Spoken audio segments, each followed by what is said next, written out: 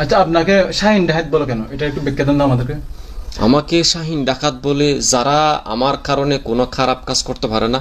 বিশেষ করে আমি ডাকাতি করার আমার কি প্রয়োজন আছে?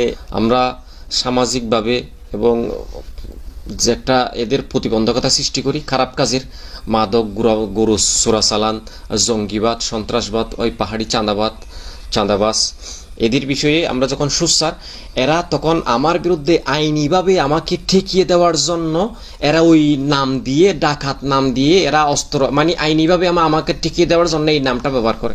সমাজের মধ্যে আমাদের কোনো কিছু লাগে না, করা লাগে না, এগুলা হচ্ছে উদ্দেশ্যমূলকভাবে এগুলো আমাদেরকে মানে করার জন্য, মানে এবং সাংবাদিক ভাইদেরকে আমার বিরুদ্ধে নানা তথ্য দিয়ে এবং সংবাদ আমার আজকে দীর্ঘদিন যাবত এরা এইভাবে করে আসতেছে।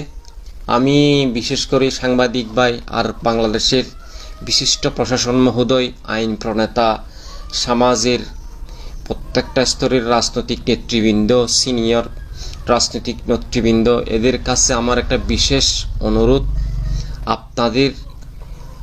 আপনারা একটু আমাদেরকে যদি আমাকে সহযোগিতা করলে আমি এই কুচক্রি মহল এবং খারাপ কিছু লোকের বলতে কাদেরকে বুঝাতে চাইছেন এবং ওরা খারাপ কেন? মন দেখেন, কালকে ঘটনা ঘটছে এক জায়গায় মিথ্যা, আমি মসজিদে ছিলাম, এই খালু বাজারি যারা মাদক, মানে ওই গুরু সিন্ডিকেট অবৈধ বর্ডার পাস করে যে একটা দেশে সার্বভৌমত্ব লঙ্ঘন করে, মানে কাঁটা তার পার হয়ে যে অবৈধ জিনিস মালামাল আনে, এদের আপনার বাহিনী এই ঘটনা ঘটেছে? আমার কোনো বাহিনী নেই, এরা আমাকে যে মানে করার জন্য